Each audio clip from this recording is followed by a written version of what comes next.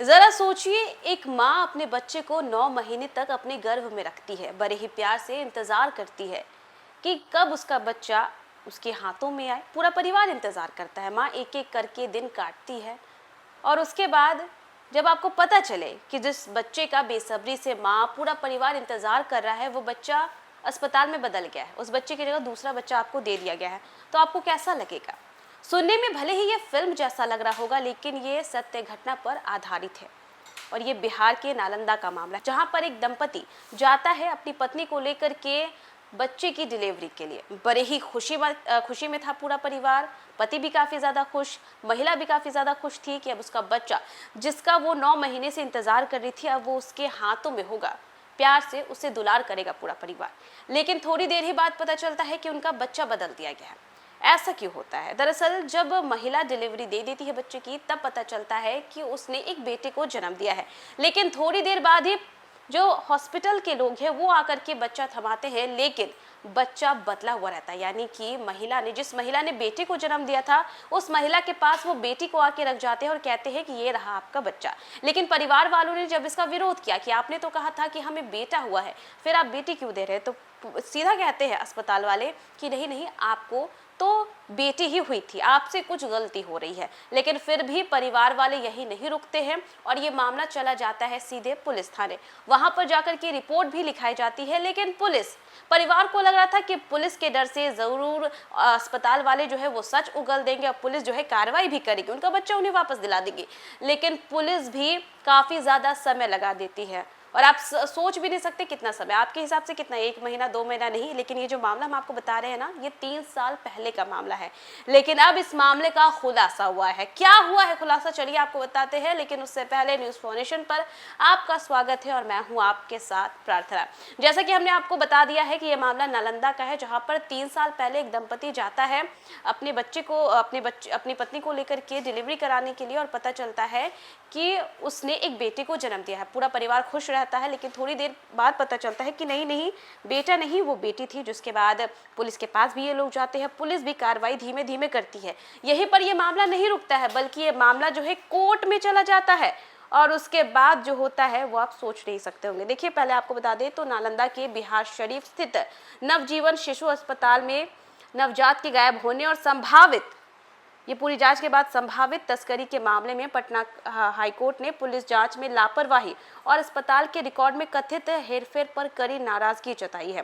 दरअसल देखिए, नालंदा जिले के बिहार शरीफ स्थित नवजीवन शिशु अस्पताल से नवजात शिशु के गायब होने पर उसकी संभावित तस्करी के मामले में पटना हाईकोर्ट ने कड़ी नाराजगी जताई है।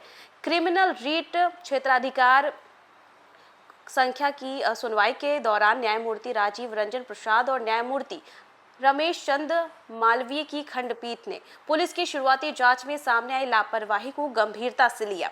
अदालत ने अस्पताल के खिलाफ कानून के तहत सख्त कार्रवाई करने और जांच में तेजी लाने के निर्देश दिए। सुनवाई के दौरान नालंदा के पुलिस अधीक्षक ने अदालत को बताया कि अस्पताल के प्रभारी डॉक्टर ब्रजेश कुमार के खिलाफ लगाए गए आरोप प्रथम दृष्टया सही पाए गए।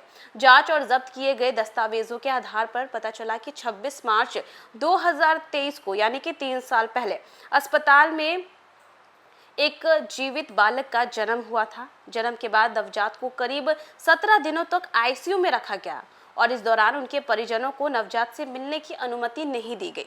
जांच में यह भी सामने आया है कि डॉक्टर ने खुद प्रवेश रजिस्टर में ओवरराइटिंग की थी। रजिस्टर में मेल यानी कि लड़का शब्द के आगे फीमेल अक्षर जोड़ करके उसे फीमेल यानी कि लड़की कर दिया गया। पुलिस की जांच में अस्पताल के एनआईसीयू की सुरक्षा व्यवस्था को लेकर के भी गंभीर खामियां सामने आई। जांच के दौरान पाया गया कि सीसीटीवी कैमरे नहीं लगे थे वहां पर एनआईसीयू में, और वहां कोई सुरक्षा गार्ड भी तैनात नहीं किए गए थे। इसके अलावा अस्पताल के प्रवेश और निकास रजिस्टर भी सही तरीके से मेंटेन नहीं किए गए थे। और इन परिस्थितियों को देखते हुए अदालत ने मामले की जांच और अस्पताल की कार्यप्रणाली को लेकर के गंभीर चिंता जताई। मामले से जुड़े महत्वपूर्ण दस्तावेजों को फॉरेंसिक साइंस एफएसएल भेजने में देरी हुई और पुलिस की ओर से दी गई भ्रामक जानकारी पर भी हाईकोर्ट ने नाराजगी जताई। इसके बाद नालंदा के एसपी ने अदालत को बताया है कि विवादित संबंधित रजिस्टर को एफएसएल पटना के हस्तलेखन विंग को दिया गया है। सुनवाई के दौरान हस्तलेखन विंग के निदेशक भी ऑनलाइन अदालत के समक्ष उपस्थित हुए और जांच पूरी कर 10 दिनों के भीतर रिपोर्ट सौंपने का आश्वासन दिया गया। एसपी ने यह भी बताया है कि मामले की जांच में पहले लापरवाही बरतने वाले जांच अधिकारी के खिलाफ आवश्यक प्रशासनिक कार्रवाई की गई। हाईकोर्ट ने मामले की सुनवाई के दौरान सुप्रीम कोर्ट में पिंकी बनाम उत्तर प्रदेश राज्य मामले में दिए गए फैसले का भी उल्लेख किया। अदालत ने कहा है कि मानव तस्करी जैसे मामलों में अस्पताल का लाइसेंस तत्काल निलंबित यानी सस्पेंड किया जाना चाहिए। पुलिस जांच में अस्पताल के खिलाफ लगाए गए आरोप प्रथम दृष्टया सही पाए जाने के बावजूद अब तक लाइसेंस रद्द या निलंबित नहीं किए जाने पर हाईकोर्ट ने गहरी नाराजगी जताई। अदालत की फटकार के बाद नालंदा के एसपी ने अस्पताल के खिलाफ कार्रवाई के लिए जिलाधिकारी को प्रस्ताव भेज दिया है। हाईकोर्ट ने नालंदा के जिलाधिकारी को निर्देश दिया कि मामले को प्राथमिकता देते हुए अधिकतम 2 सप्ताह के भीतर कानून के अनुरूप उचित आदेश पारित करे। एसपी ने अदालत को यह भी भरोसा दिलाया है कि मामले की सच्चाई सामने लाने के लिए एक गुप्त योजना के तहत जांच की जा रही थी और वही इसकी रोजाना निगरानी करेंगे। और देखिए, अब अगली सुनवाई की बात करें तो पटना हाईकोर्ट ने मामले की अगली सुनवाई के लिए 15 सितंबर की तारीख तय की है। अदालत ने नालंदा के एसपी को उस दिन अपनी कार्रवाई की जो रिपोर्ट है वो भी यहाँ पर पेश करने के निर्देश दिए हैं। और अब इसके बाद बात करेंगे खुलासे की। तो देखिए, यहाँ पर डीएनए जांच से खुलासा हुआ कि अस्पताल ने जो बच्ची उसकी मां को सौंपी वो उसकी संतान नहीं थी। 3 साल पहले बिहार शरीफ के निजी अस्पताल में बच्चे को बदल देने के मामले में अब देखिए ये बड़ा खुलासा हुआ। और इस खुलासे के बाद इसके बाद नगर थाना में केस भी दर्ज हुआ था। पुलिस ने भी जाँच में लापरवाही बरती थी, जिसके बारे में हमने आपको पहले ही बताया था। और देखिए, जब डीएनए टेस्ट होता है तब पता चलता है तो ये बच्ची तो उनकी थी ही नहीं, जिसके बारे में बार बार जो अस्पताल वाले हैं वो कह रहे थे कि नहीं, ये आपका ही बच्चा है, असल में वो बच्चा उनका था ही नहीं।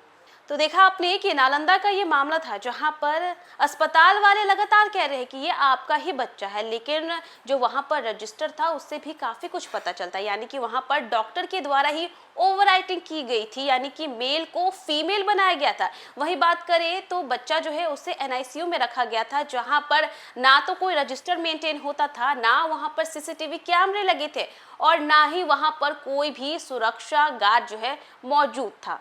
और ये तमाम लापरवाहियों को देखते हुए हाईकोर्ट ने भी खूब फटकार लगाई है अस्पताल वालों को। और देखिए, अब जो है अगली सुनवाई 15 सितंबर को होगी, जहां पर पुलिस वालों को भी अपनी रिपोर्ट पेश करनी है और अब देखना ये होगा कि अदालत क्या कुछ फैसला सुनाती है। लेकिन देखिए, डीएनए रिपोर्ट से तो ये खुलासा हो गया, 3 साल बाद के मामले का खुलासा हो गया कि ये बच्चा उनका है ही नहीं। और इतना ही नहीं, इसमें कहीं ना कहीं मानव तस्करी का भी मामला निकल कर के सामने आ रहा है। लेकिन देखना अब ये होगा कि 15 सितंबर को और क्या कुछ खुलासे होते हैं रिपोर्ट के जरिए। तो फिलहाल के लिए बस इतना ही। न्यूज़ फॉर नेशन पे खबरों का सिलसिला लगातार जारी रहेगा। तब तक के लिए नमस्कार।